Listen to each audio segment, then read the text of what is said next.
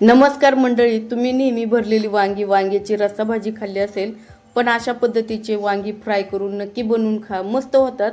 वांगी फ्राय करण्यासाठी मोठ्या आकाराचे वांगी घेतलेले आहे। तिचे देठ काढून घ्यायचे आणि त्यावर अशा पद्धतीने चिरा पाडून घ्यायचा आहे। त्या चिरलेल्या वांग्यामध्ये कच्चा कांदा, लसूण पाकळ्या, घरचा मसाला, लाल तिखट, मॅगी मसाला, हळद, चवीपुरतं मीठ घालून याची पाणी न टाकता वाटण करून घ्यायचं आहे। वाटलेलं वाटण या वांग्याच्या चिरांमध्ये भरायचं। वांग्याच्या चिरा पडलेल्या वरच्या बाजूने आतून सगळीकडे हे वाटण लावून घ्यायचं। पॅनमध्ये तेल गरम करून ही वांगी तेलात सोडून घ्यायची। मंद आचेवर ही वांगी शिजून द्यायची।